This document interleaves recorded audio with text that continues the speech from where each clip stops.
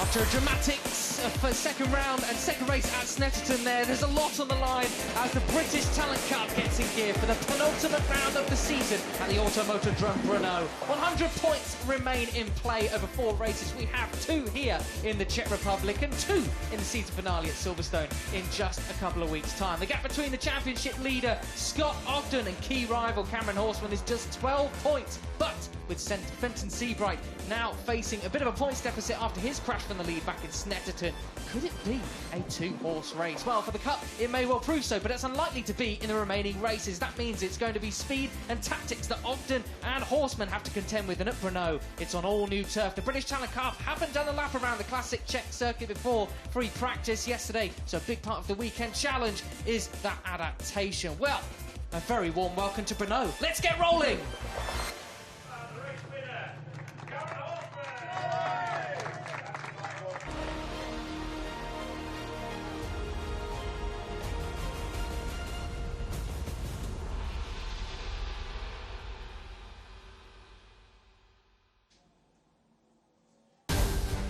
Well, a very good morning, good afternoon to you with that highly dramatic music in my ear, very suddenly, of course. Well, the bad news is for some of the riders, the rain is absolutely pouring here at the Czech Adrenaline Factory, but that won't dim the spirits. The action on track is going to be hot, hot, hot, that is absolutely for sure. 100 points available, as I just mentioned, and we're getting ready to race here with the first race of the weekend of the British Talent Cup. My name is Matt Dunn, alongside me as ever is Fran Wild, and we are super excited about this one. It is really all to play for, Fran. You've been present at the, well, you've been writing all about the entire season, but been present at far many more rounds than I have this season. The action, though, watching the highlights, has been absolutely fierce. It really has, yeah. They've stepped it up a bit of a gear this year. Some really stunning finishes throughout the season. And, yeah, this guy you can see on your screen at the moment has been a pretty key protagonist in a fair few of those. That's Fenton Seabright, the number 22. And you can see, just looking at the spray coming up off his rear tyre, pretty difficult conditions out there. I think it's eased off just a little bit since we came up to this glorious perch of a commentary box, but it's still raining, as you can see. And yeah, definitely not damp track drying out in any way. Full on wet race, this one. Yeah, we've just had 3 very dramatic qualifying sessions in the Grand Prix classes, all of which it seemed to have dried out at some stage, then rained a little bit before the next, and then dried out as times have gone on. But I don't think that's going to be the case with this one whatsoever. Absolutely no questions about tyre choice either. It is still raining there. Those poor kids, they've even got overcoats on. Then we have the transparent suits on over the top, but these guys just wearing leathers. It's going to be so sticky and horrid, isn't it? I really enjoy the word overcoats. I'm seeing a load of them. Well, there is another more, what is the word? There's another word people use for them, but I won't repeat it on there. Technical term? Sure. Yes. Yeah. Well, yeah, but yeah, as you can see from those shots, it is, like we've said, raining. And just a couple of laps round for these guys before they head onto the grid as well, although I can see someone is down there opposite our commentary position. But yeah, pit lane open a little bit longer to let them have a good look at these conditions, and it should be a pretty exciting one because yeah, conditions like these always bring the drama. The British Talent Cup itself usually brings the drama. Absolutely. So I imagine the mixture is going to be quite an exciting one. And as we've said, there's 4 races left now in this championship. 100 points left on the table. The gap between the top 2, just 12. So there's plenty that could happen. I believe mathematically we could crown Scott Ogden champion tomorrow if Cameron Horseman has an absolute mare of a weekend. Yeah, but given his form, with his only DNF being through absolutely no fault of his own, seems unlikely despite the extra challenge of the rain. Both of them have been incredibly consistent performers. Ogden, even when he'd been forced to start from the back of the grid after a crash in qualifying pretty recently. And yeah, really impressive year from both of them. Fenton Seabright, we've seen him impress certainly in damp conditions and move through, and yeah, I think he was on the podium first ever race last year from the pit lane. So well, how impressive is that? It's quite a nice little thing to have on your CV, and this pole position will be another great addition for him as well. Consistency is what leaves him quite a way off the top now. Not mathematically out of it, like we've said, but it does look like an extremely long shot now for Seabright. Nevertheless, he will be racing to win, as will well, he's got no choice. He has absolutely no choice. He has to get as many wins as possible. I think he's, what, 60... How many points down? 69 or something 69 points down yeah, he is. So Yeah, and here's this man, Brian Hart. He led the way for the free practice sessions yesterday until qualifying. And he was really quite far ahead of the field. Certainly in first practice session, I think it was 1.3 seconds for the majority of it. Then it was 9/10.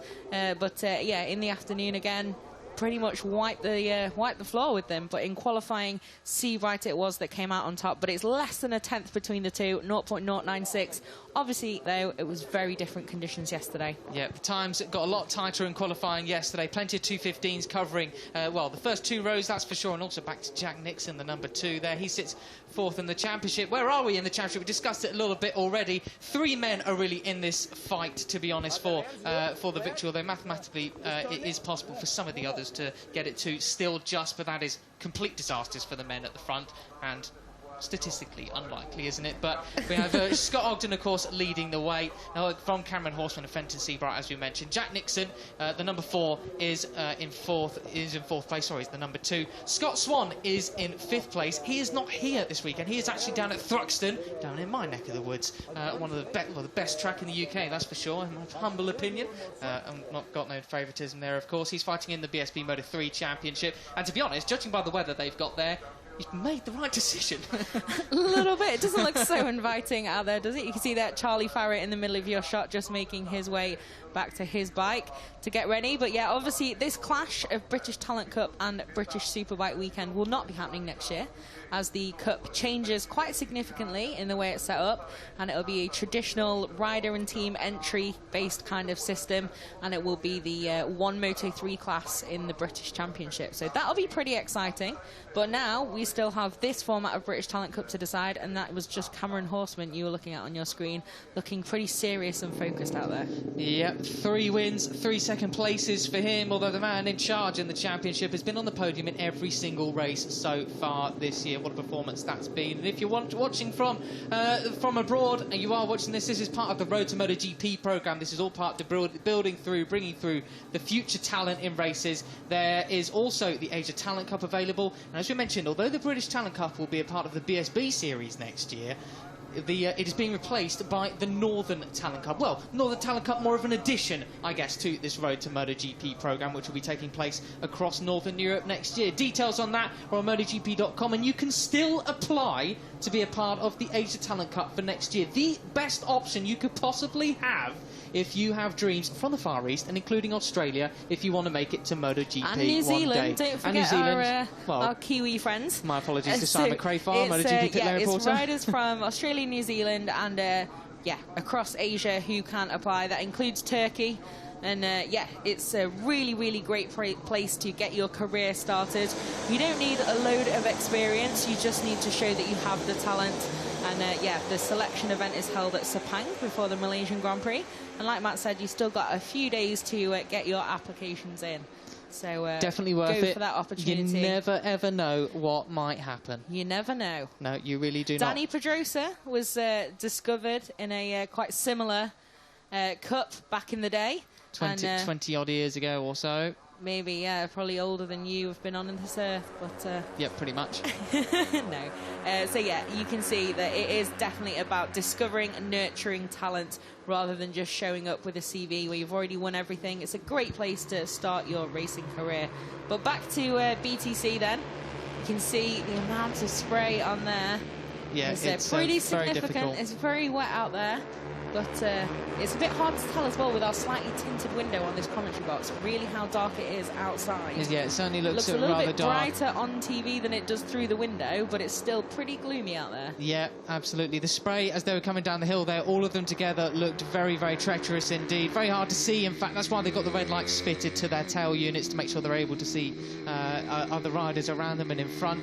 There is some of the championship standings there, just the top 4 riders, Ogden, Horseman, Seabright and Nixon. Nixon's still within a shout given there's 100 points available, but how likely is that? It does seem it's like a 2-horse race in the championship for sure between Scott Ogden and Cameron Horseman, but, well, there's all to play for in this one. They can't be taking it easy just because the conditions are a little bit treacherous. Oh my goodness, it is. I think this must be the wettest that we've seen it all day here, and it really, really poured down this morning. We even had a thunderstorm at midday.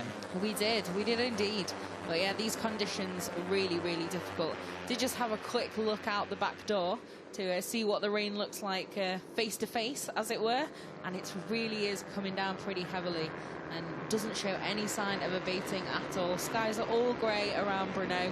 So I think this is one for the long haul, this first race of the weekend for the British Talent Cup. Absolutely. If you think this warm-up lap is long, my goodness. I mean, it's 14 laps, even with the wet weather and that reduced lap time. No idea what it's going to be. They were setting 2:15s in qualifying. It's got to be probably a good 2:30, 2:45 perhaps with these laps, and they've got 75 kilometres to complete in this race. And these poor little small capacity Moto3 machines, it's a bit of a struggle to get up that hill, isn't it? Yeah, you can see it's a pretty different machinery to the big boys. Very different way of riding it, obviously, and corner speed is king even in the wet. So this, I think, will be an interesting one to see what the guys choose to do as well. Will the likes of Ogden and Horseman be a little bit more conservative? Obviously, Horseman does have to catch up a bit of a gap, but he does have 4 races left to do it in, and it's only 12 points. But then Seabright, as we said earlier, racing to win most definitely, and I imagine he will be the least cautious, certainly in the early stages, to try and unleash some pace, if not into turn 1, because we just mentioned the ATC. A few people come across for being too eager into the first corner. So patience can be a virtue, at least initially. We've got a rider waving his hand there, Fran. Number 16. Number 16, that's Harry Lee, waving his hands there. What does he want? Are we going to have to pause this? He's got an issue there. Is he going to be wheeled off the grid and whatnot? Where was he going to be lining up, Harry Lee? Well, all the other riders have taken their place. He's going to be starting from pit lane drama before we got it going. He must have stalled it then, bless him. Nerves kicking in, and I'm absolutely completely understandable, of course. Well, the man with the red flag goes off to the side, and we're about to go racing. It's going to be red light. They're going to go out, and it's tally-ho, and away we go with the British Talent Cup. Again, the penultimate round here in Brno. What a start that was from Fenton. Seabright just coming up behind him. Brian Hart alongside him. We've got a good start as well. Reese Irwin is there too.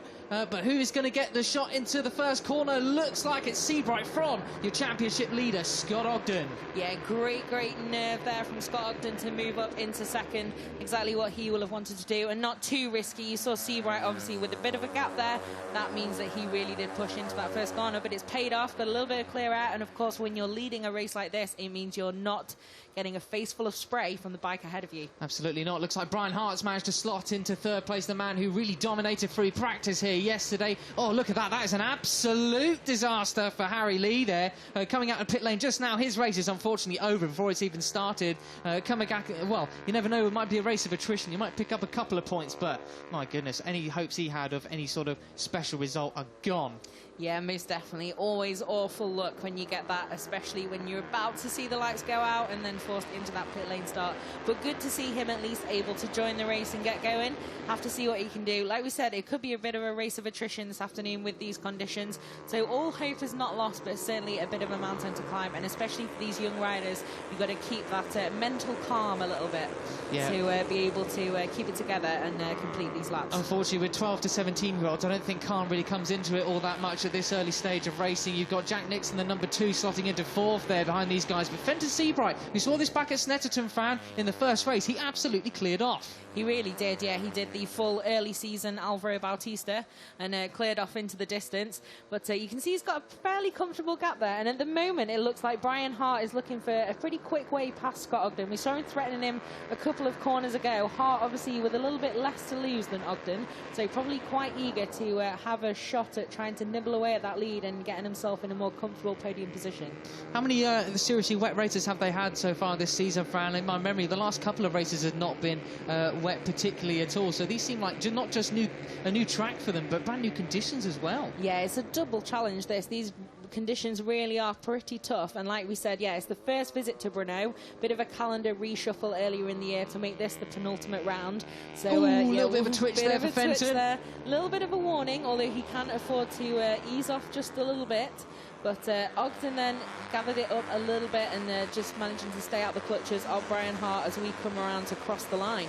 Well, there is your championship leader crossing the line there, Scott Ogden. He's got to hunt down Fenton Seabright, although he's not too much of a concern. The man he's looking out for is Cameron Horseman, the number 23. And where is Horseman, Fran? They're going to be coming across the line. Our live timing's not updated at all, unfortunately, so we only have the on-screen graphics to rely on before. Can't see any. We will wait for that update. He's not in our picture here. Could he be third 3rd, 4th or 5th or so. We'll have to see, but unfortunately, it's a mental game between Scott Ogden and Cameron Horseman. Whoever's going to blink first, whoever's going to be that one taking the risk, the other one has to go with him.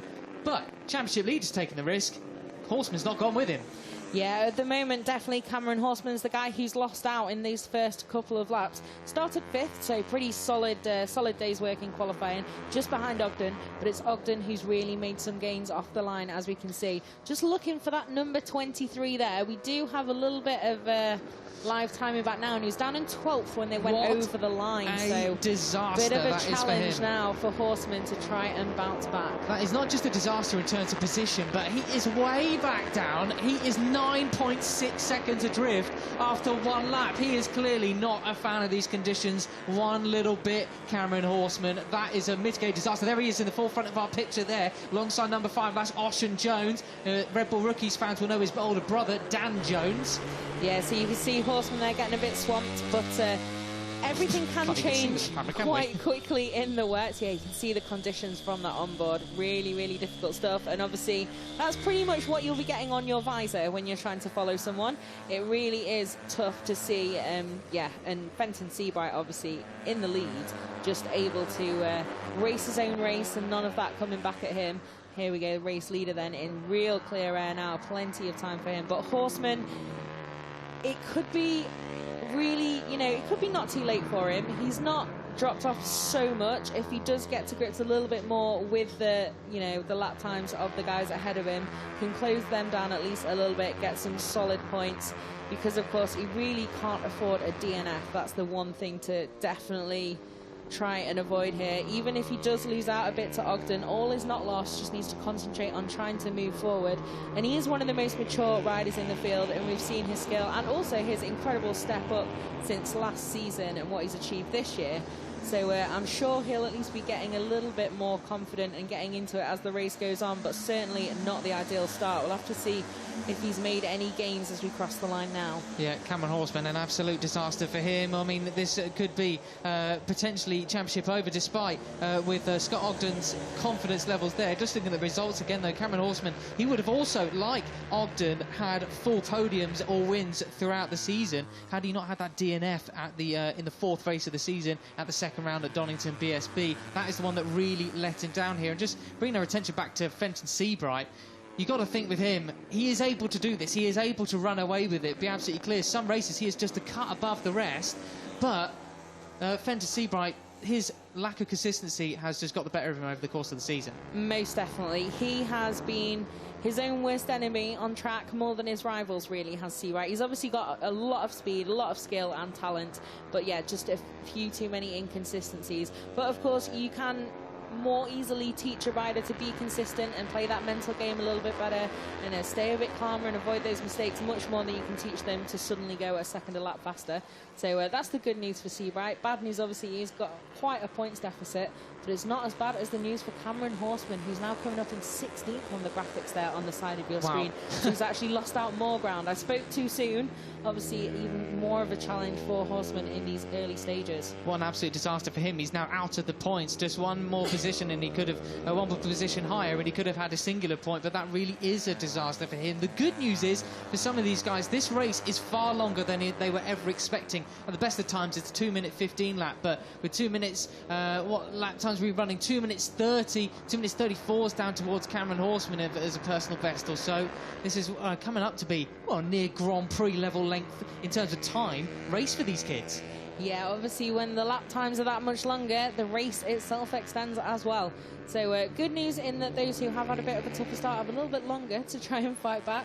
But Fenton Seabright, I'm sure, will think this will be the longest race of his career. Although he does have, like we've said, quite a bit of experience of just clearing off at the front.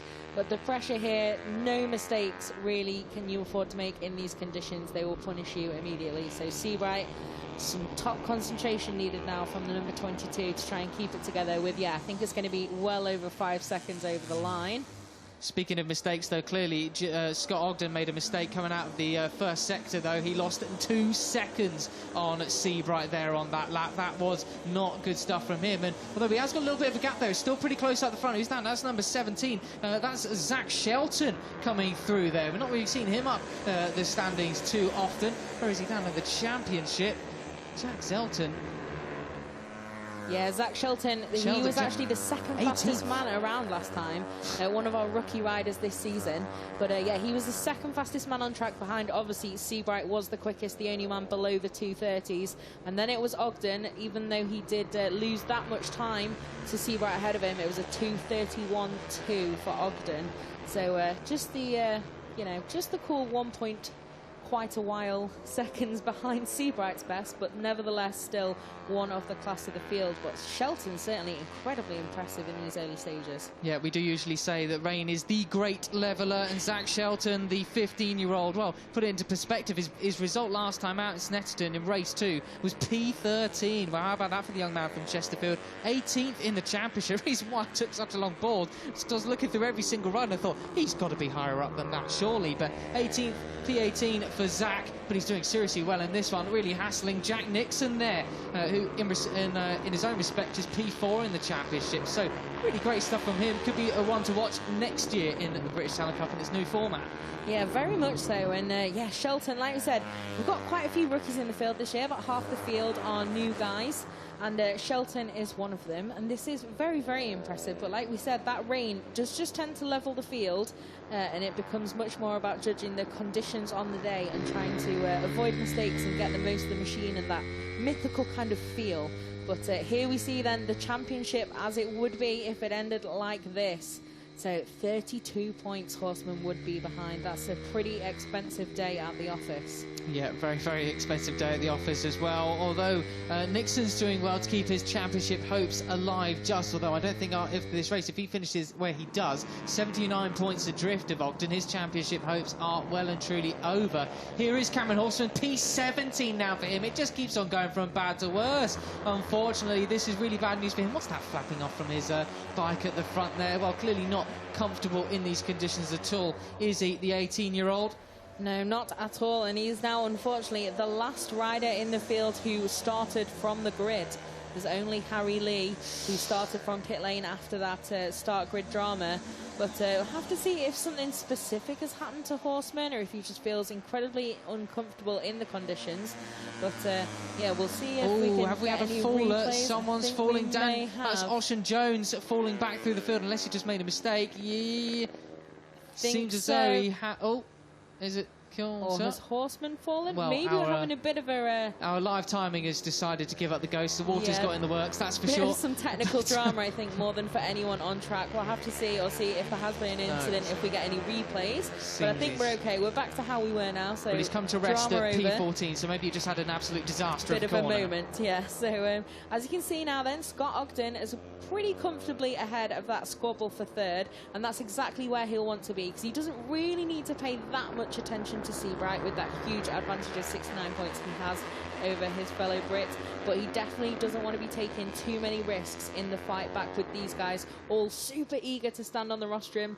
And yeah, just exactly what he wants is a fairly solid, safe ride in a clear position for a good haul of points, and that second with that gap behind him is a really, really good job done once again from Scott Ogden, who have to say, although it's been bad luck for that DNF for Horseman, Ogden has been very much the class of the field on quite a few occasions this year, so another solid job from the championship leader. Yeah, it does seem so, and Shelton's managed to dispatch these guys, it seemed. There he is. I wonder where he'd gone then, just coming all the way over there. Brian Hart just looking as though he's got some issues for Jack Nixon there.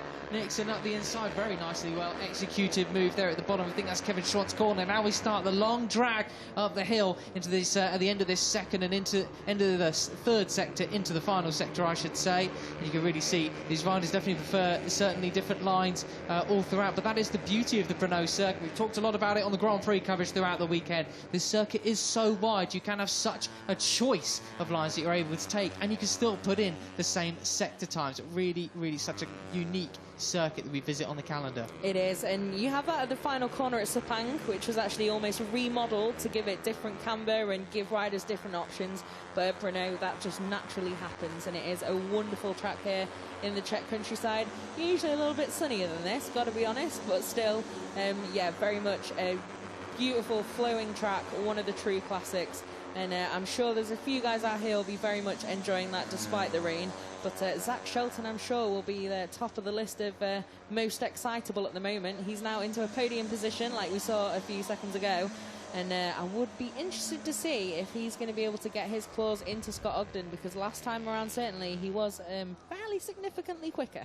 Yeah, one of the beauties of the British Talent Cup, following along with the MotoGP World Championship, you get the use of these absolutely stunning high-speed cameras, the very latest tech. Just look at these glorious images there. That was your leader, Fenton Seabright, coming down. I was hoping he would be in a bit more of a battle, obviously, so I could just be shouting, Fenton! But, you know, maybe we'll get some more luck with that tomorrow or at Silverstone, although there's no guarantee of dry weather there either.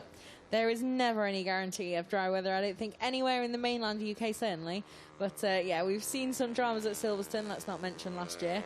And it could well be similar conditions again at the British Grand Prix. But at the moment, I'm sure that's what Fenton Seabright will probably want, because this is absolute domination from him as we stand at the moment, and I think he's over 10 seconds clear now. Yeah, although, yeah, so he's clearly taking a little bit easier. I'd be fascinated to, be very interested in seeing what their pit boards are saying at the moment. I wonder if Scott Ogden is aware just what an absolute shocker of a race Cameron Horseman is having down in 17th there. Well, he's well out of the points now. Just he can, if he's going to continue this is absolutely kiss goodbye to the championship by bar an issue for Scott Ogden. But Scott Ogden is being overtaken there by Shelton. Shelton having the race of his life at the moment, moving up into second there, just looking seriously impressive. And with 9 laps to go, we're not even halfway through, Fran. Well, Shelton, if he keeps this up and goes a little bit faster, although 2 seconds faster a lap, he could end up hunting down Seabright. Seems unlikely, but that second place could be well guaranteed. It really could. Really got a lick on now, has Zach Shelton. That was really impressive. And you could see as he was pulling alongside Ogden just looking to the side like, excuse me, where have you come from? Obviously, he was in such a comfortable position for quite some time, but Shelton's reeled him in incredibly quickly and already starting to pull away from him. And obviously, Nixon and Hart just behind him, probably been watching that and thinking, oh, okay, there is quite a bit of room to push faster here. Push faster. Push harder would be a slightly better You've been spending English. way too long in this MotoGP paddock, Fran. Ogden's now going to have a bit of company. Yeah, very much so. Oh, look at that. That is the fastest lap from the race from Shelton. How about that, then? So he's really managed to turn a screw there. The first 1:28 that we've seen so far this race, so it could well be on. That is 9/10 of a second quicker than Fenton Seabright's fastest lap. So his crew better be changing his pit board, letting him know that he is being hunted down by Zach Shelton, the man who sits 18th place in the championship. His highest place finish has been a 13th place. He's only done that twice. This is an absolute performance and a half from him. It really is. He's, yeah, a man possessed at the moment. Obviously, watched some qualifying performances from the big guys today. We won't mention any names. Well, if he had done that, he would have put slicks in. But yeah, incredible performance from Shelton at the moment. You can see how much it's raining. Those clear visors are really stunning. And this is Scott Ogden just absolutely grinding his knee into the ground, making sure that front wheel stays fully planted. Amazing shot from the championship final corner. leader. See the helmet vibration there. Lots of the riders been talking about how bumpy this circuit is here, although Valentino Rossi put it best and he said, yep, it's been this bumpy ever since I first came here in 1996. Actually, it's been so consistently bumpy, every single bump has its own name. So nothing's changed. Get on with it, everybody. And he would know, having taken his first Grand Prix win here, pretty much just after you were born. Yep, not too long after I was born, that's for sure. I'm sorry, I always do this. It's not that much. You're not that much older than me either, so, you know. Just enough to feel a little bit superior on occasion. You're only just out of nappies by the time I was born. It's Fenton Seabright then in the lead. A bit of a little wobble there. You can see he's really not slacking off, is Seabright in the lead, but got a very, very comfortable gap. It was still just over 10 seconds last time around, although, like we said, Shelton has been the faster man on track. It was a little bit less of a deficit that Seabright had to hit best lap time last time around. Well, so we'll have to see how how that keeps going, but with 8 laps to go, I think it's a bit of a tall order. Yeah, 8 laps to go, nearly halfway through the race or so, and just going to be looking down the standings and give a couple of shout-outs to some other special riders. We've got Jamie Lyons there, who is pulling a bit of a Zach Shelton, not quite of the same feather though. He's in 17th place in the championship, 1 place ahead of Zach, but he has also actually managed to score 7 points in one race. That was back in Donington, but he's putting in a pretty solid performance as well, up in a 7th place. Hopefully I'm not going to be... he's just coming into the back of our picture there just quite. He's crossed the finish line just now. Did the number 6. Ahead of him, though, the number 15, Rhys Irwin. He was on the front row of the grid, up into 3rd. He's been swamped a little bit, but this is by no means disgracing himself. He's just the 6 seconds adrift from Sean Ogden and Zach Shelton, who is pulling away from that second group. He is Sean Ogden, no, Scott Ogden. Come on, head Sean of the Ogden, game. Scott. Who is Sean Ogden? Oh, goodness, he's a photographer from motocross. My goodness, some guy I follow on Instagram. He's doing very well to do 2 jobs at once and lead the BTC. But, yeah, we can see now Ogden has a bit of a challenge on his hands now if he is to keep that podium run going. But, yeah, some serious company now from Jack Nixon just behind him. But he'll just need to stay calm, and especially, like we were saying earlier, be very interesting to see what information Ogden is getting on his pit board key rival Cameron Horseman, because everyone loves a full set of podiums throughout a season, but it's really not worth taking the risk if Horseman is going to remain where he is at the moment and not score points, for Ogden to get involved in a scrap with Nixon and take too much risk, and then potentially the gap could remain the same if he doesn't score either. Yeah, it could well happen. It's all about risk versus reward today. I don't think we've seen many more examples than we'll see throughout the rest of the season of risk versus reward rides. Or maybe just throughout the rest of the sport, until forever. The end of time. It's been absolutely ridiculous. So, yes, if he's got that information, it's up to him now. Do you want to sit back and take it easy? Make sure you're not doing anything silly. Bag those points, because you can take it fairly soon in the championship if you carry on this sort of form, and so does Cameron. Or does he want to go for all the glory as well? But it seems as though he's letting Shelton get away from him, but he's got real company from Nixon just behind him. He's that Brian Hart there just behind him, and Irwin. They've got their own little battle going on here. They have, yeah, and then it's a bit of a gap back to Jamie Lyons, and then another gap back to Jamie Davis. So it could well come down to these guys we've just been seeing on screen, these top 6. There could be plenty change still in the fight for the podium, because it can often change quite a lot in the wet. And we'll also have to see if it does stop raining, or if the rain gets any heavier, and how the conditions change as well, because that can change everything pretty quickly. Yeah, we talk a lot about Fran Howell, the British Talent Cup that is on the Road to MotoGP programme, and it's not just about the guys who are winning. If you necessarily win, it doesn't mean you're necessarily going to be the one who reaps the rewards and is the one who is taken on by so many of the riders. They look for some real special performances and potential there throughout all the ages of the riders, and I'm thinking Zach Shelton, this is the sort of ride which really turns some heads, especially the likes of Alberto Puig, who's been involved in this in the past, and looking at them thinking, that guy has got something. Yeah, it's very, very impressive from a rookie.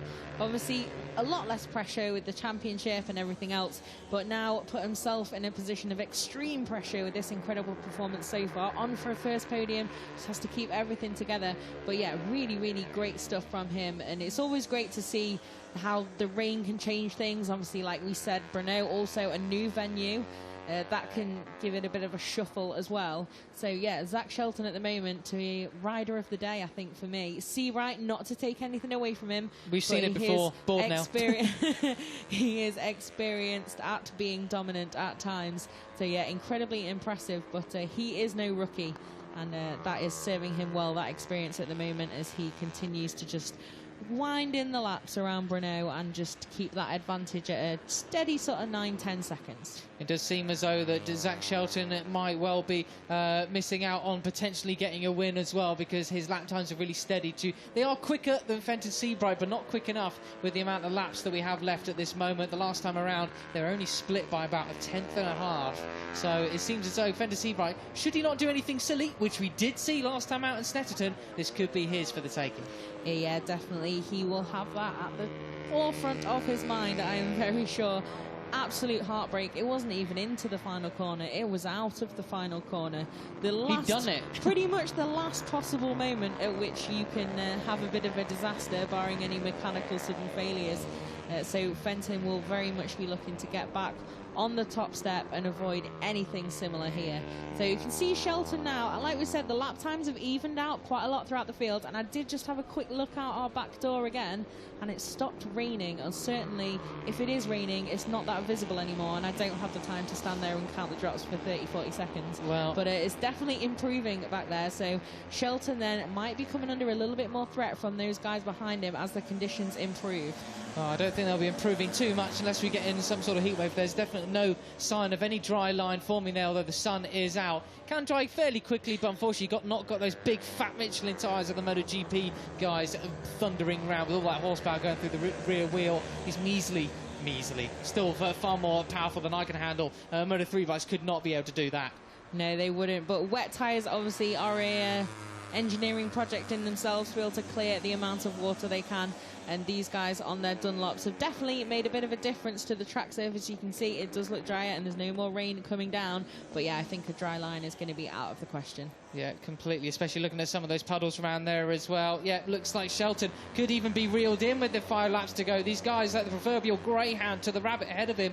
Ogden, the championship leader, with Nixon just behind him. We're coming down into Kevin Schlott's corner now, and that gap has really closed in yet again. And actually, on that lap, Zach Shelton was the only rider in the top 15 who didn't set a personal best lap time. So, could he be falling back a little bit? Could there be another twist in the tail as we click down with 5 laps to go? You never know with the British Talent Cup. You never do know, and as the conditions do change, like we said, you can see as well the sun.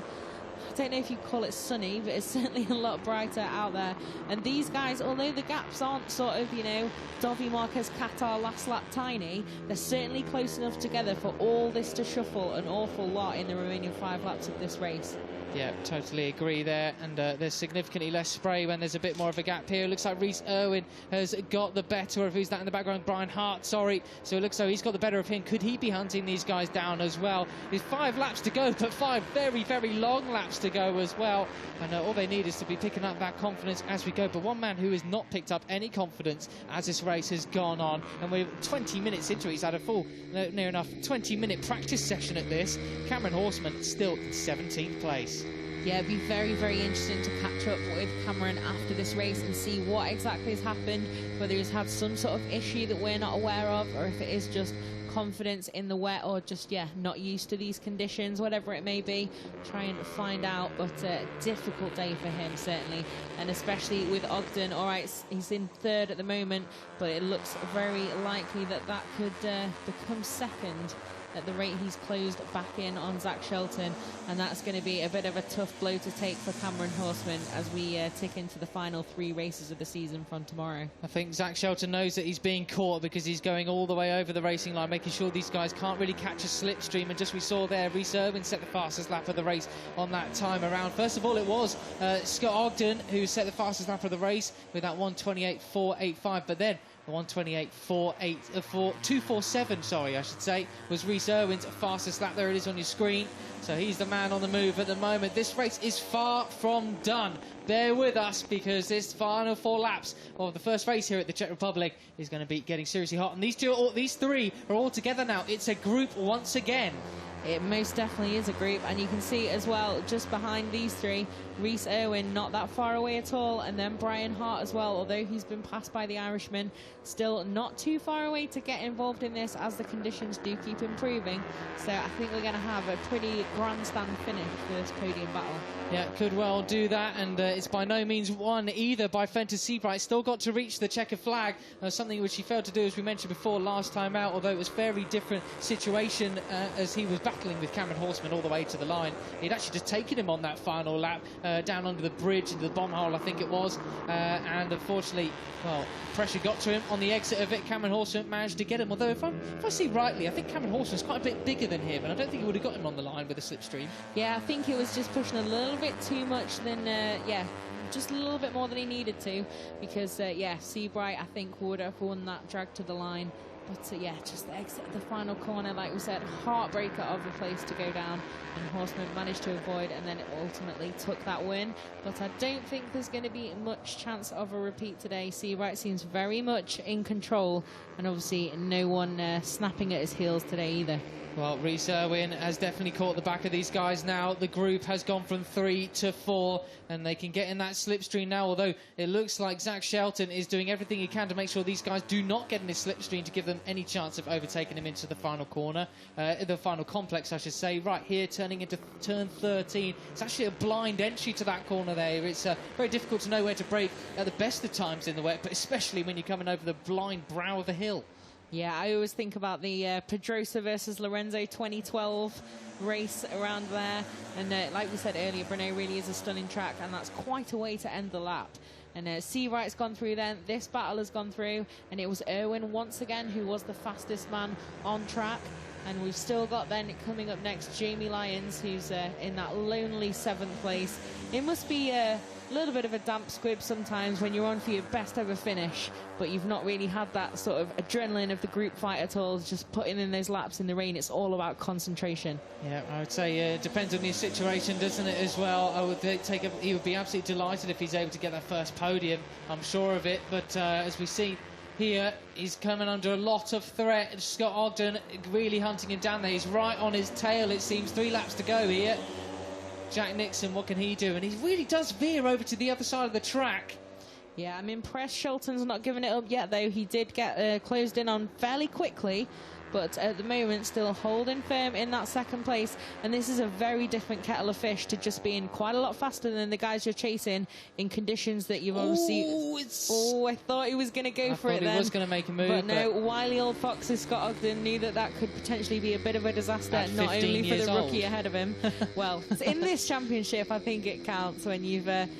done the things Ogden has done this season, always shown great maturity in racing, but he looks like he's very much stalking Shelton now. But Shelton, like I was saying, this is a different kettle of fish. He's got to now withstand this pressure, try and defend, also decide he's still going to get an incredible finish, even if these 3 guys all barrel past him.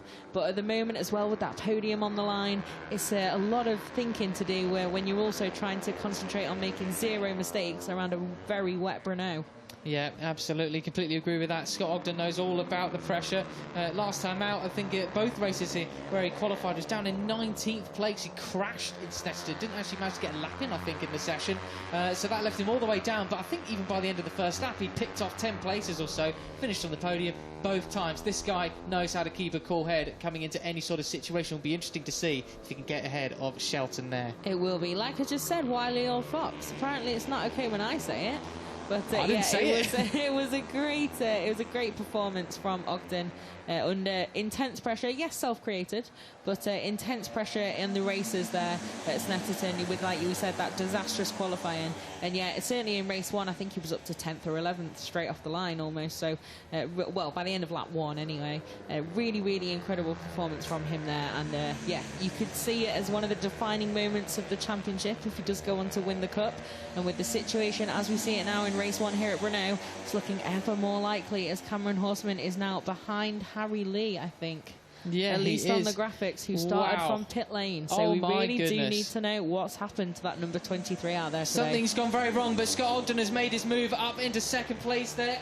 As for some reason my microphone just went completely down. I don't know if he still heard me at all there, but yeah, Scott Ogden up into 2nd place once again. He's hunted down Zach Shelton, but he has got big company. Zach Shelton's going to make a move straight back at him down into Kevin Schwartz corner. He is. He's gone ahead of him, but is he going to break in time? Is he going to go a little bit wide? Be very careful indeed. He has. What a move that was from Zach. Yeah, that's nice. It's always great when you see a rookie get to take on the championship leader, but great stuff from Shelton then to attack straight back, and nice move as well, nice and calm. And now you can see Irwin attacking Nixon as well there. So it looks like these guys are going to have a pretty feisty final 2 laps to this race. And Shelton then able to just pull out a couple of bike lengths immediately on Ogden. And Irwin already looking to make a move on the number 4 ahead of him. So they have to be careful now. Oh, they touched there nearly. Oh, that was so close. Thank you for sticking with us, because this final part of the British Talent Cup race here, the first one here at the Brno, it's going to be very tasty. Look at that. Looks like Scott's going to get nabbed by Jack Nixon as well. He does. Well, this is probably one of where he thinks, I want to sit back here and not get wiped out because I've got such a lead over my championship rival. Yeah, that was I literally just said escape, and no, immediately got pounced on there. And Ogden now they're back in 5th. I have to see what he'll do. I doubt very much, with more than a lap to go, that he's going to sit in 5th and say, okay, I need these points.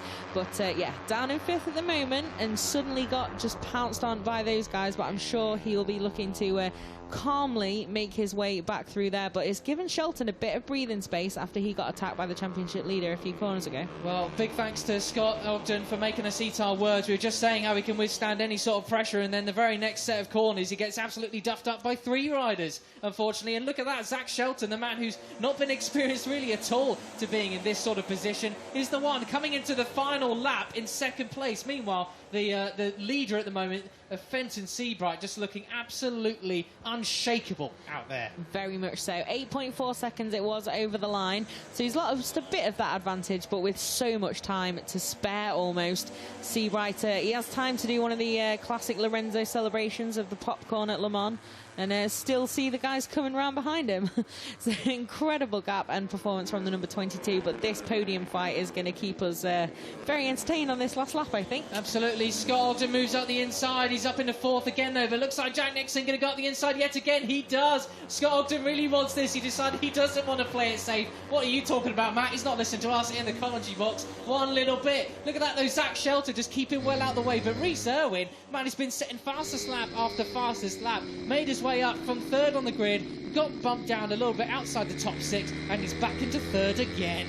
Yeah, the Irishman has had some impressive aggression, not usually too far over a line this season, and now he's honing in on rookie Shelton, so got to be careful out there, guys. The conditions are still very difficult, but it's Ogden again then who's lost out there and is back down in 5th.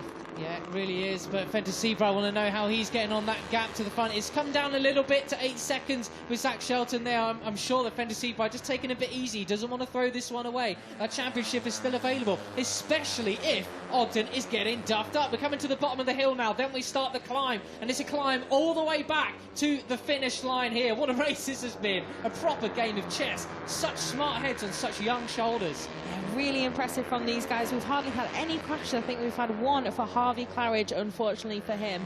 But yeah, we said it might be a bit of a race of attrition, but not so, certainly so far. But these guys still so close together, and everything keeps changing so much corner by corner. But Shelton still at the moment on for that first ever podium in 2nd, but those guys are so close together and so close to him. Yeah, well, it looks as though we're going to be coming around the final corner and seeing what's where Fenton Seabright take the win. But look at this, the final corner. Nixon goes up the inside of Irwin, but has he got him on the cutback? He has. Oh, we saw, well, Fenton's going to take the win, but we want to see what's happened coming out the final corner. Take us away from Seabright. I want to see these guys. Who is it? It's been a crash. Who was it? Oh, it looks like it was Shelton. Oh, coming across the line. It is Nixon who takes 2nd from Irwin. Oh, please. Oh, it was. Oh, my heart's broken. Oh, poor Zach Shelton, the race of his life. It's over at the final corner. We missed it. I'm so upset by that. That really is such a shame. Well, you can see me, I was crossing my fingers for him to get that first ever podium. Have to see what happens there. But obviously, big drama at the final corner, as happens so often in the British Talent Cup. I just hope, well, I don't know which I hope. Do I hope that he made a mistake, or do I hope that it was not his fault, or well, that heartbreak will be hard to take? But nevertheless, absolutely stunning race from Zach Shelton. And yeah, we'll have to have a look at the incident and what happened, but definitely one to remember, and a performance to impress those watching as well. And what about this man, though? Unfortunately, that was the complete opposite. The absolute race to forget for Cameron Horseman. He crosses the finish line, unfortunately, in, well, in last place of all the finishes. He will be absolutely ruined, that result, and my heart goes out to him, it really does. 2nd place in the championship.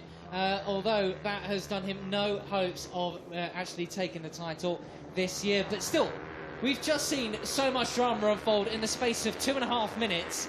There's plenty more of that to come. 3 races left in the championship. Yeah, there's still 75 points up for grabs. It's just that as well, when you have 2 races per weekend, that's 50 points up for grabs. And if it is a track that you don't get on well with, or if, like we saw at Snetterton for Ogden, he's had a disastrous qualifying, and we'll go back to this. This is what happened then at the final corner.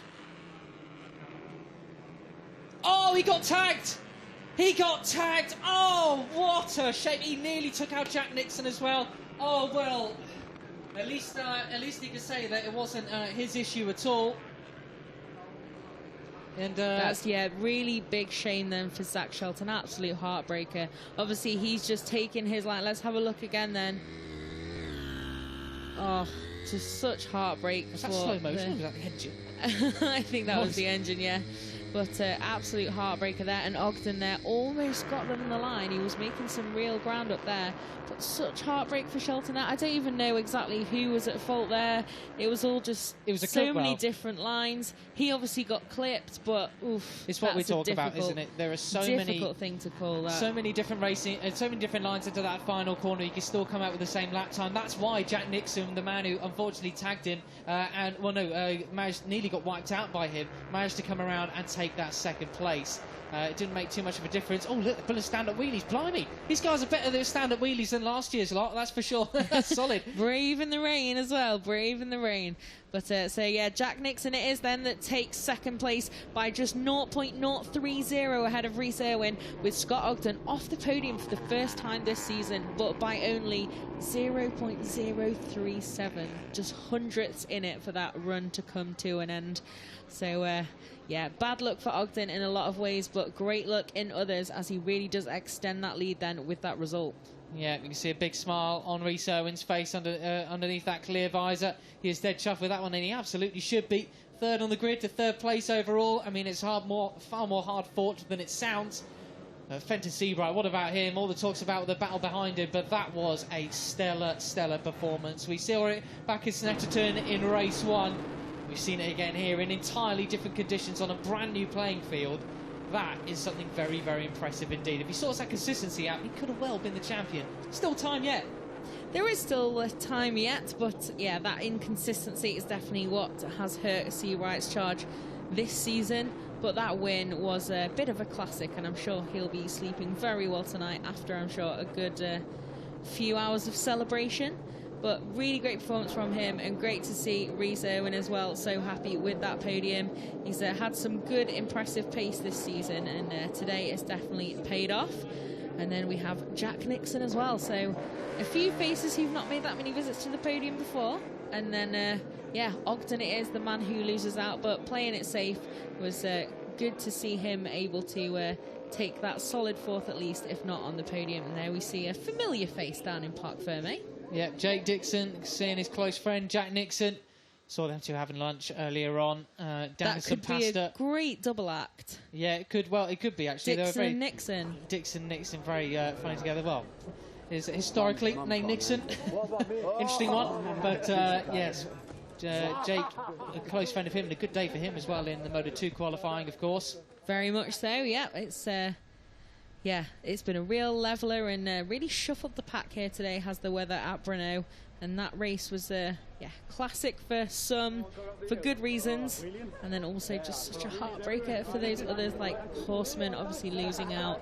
And then also Zach Shelton, so close to that podium and really rode a great last lap as well.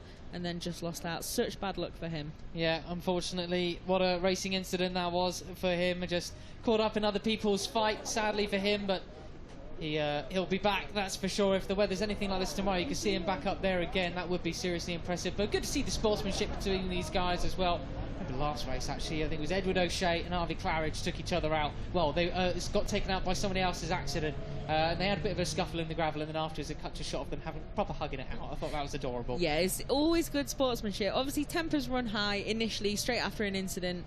That's why we love racing, because it is something emotional. So you do get those reactions and yelling and all this gesticulating sometimes, but then when you take a second, just calm down a bit, there's always great sportsmanship and respect, I think, throughout this whole paddock, and certainly with these youngsters in the BTC. Yeah, absolutely. The Czech adrenaline factory since 1987. Definitely brought the adrenaline in that race, that's for sure.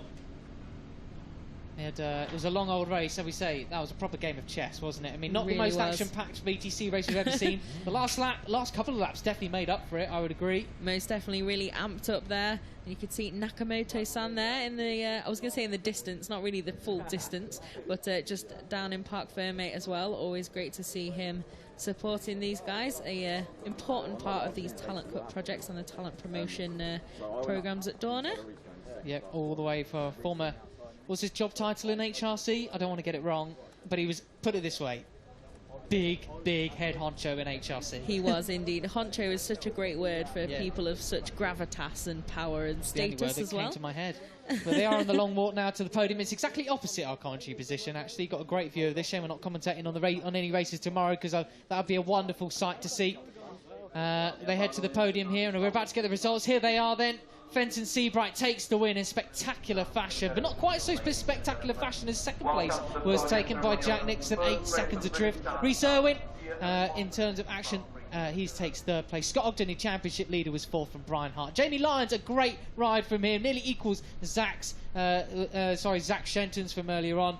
And then behind him we had Charlie Farrett, Davis, Hart, and then we had Ross Maguire, Corey Tinker, Edward O'Shea, Ocean Jones, Charlie Atkins, Harry Lee, and Cameron Horseman, the only rider who finished outside the points. Oof. Go and find out what happened with him, Fran, will you? We'll try my best, yeah. So here are the championship standings then. So you can see Ogden, of course, remains on top, and it's now a full 25 points of advantage that he has over Cameron Horseman after that difficult day for the Englishman in second. Fenton Seabright then cuts the deficit, 57 points down now in third.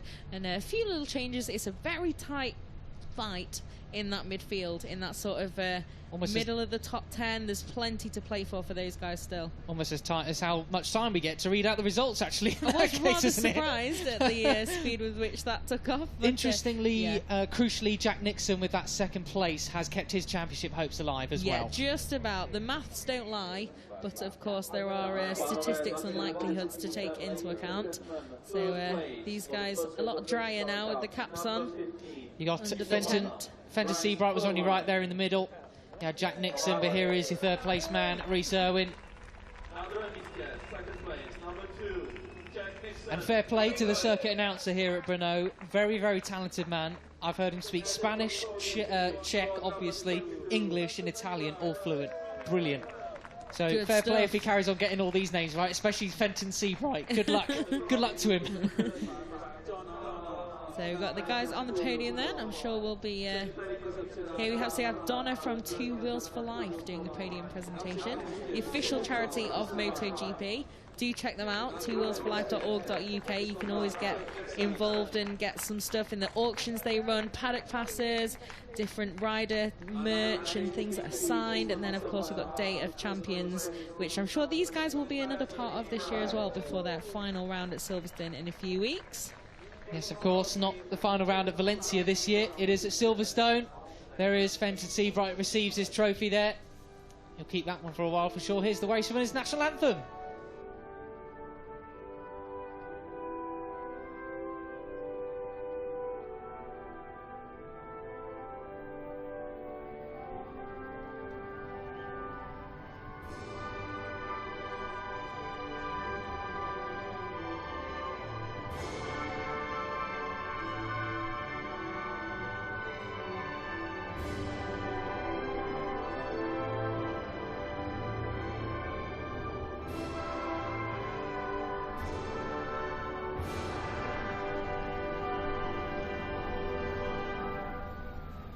Applause ring out from the remaining fans at the Automotodrom Brno. Here for Fenton Seabright, race winner there. What a victory that was. It is time for the photo of the boys and Dorna, of course.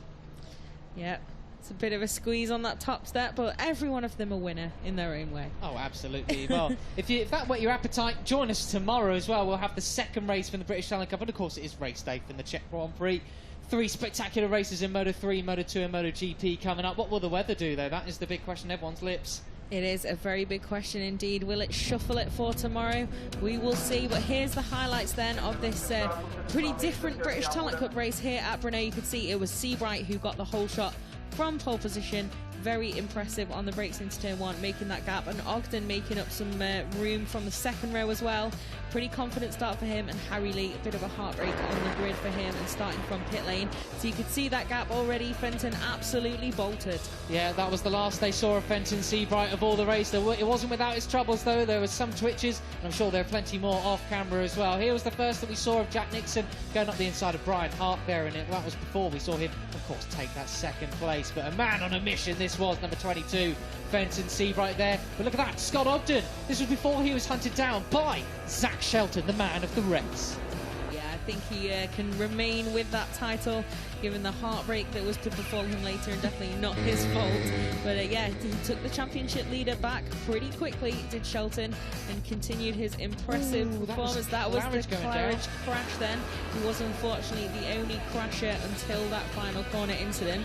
And it get pretty feisty out there in the last couple of laps, and there you could see that contact then. It was Nixon just tagging the back of the rookie, and he went down. And Seabright then, a dominant win.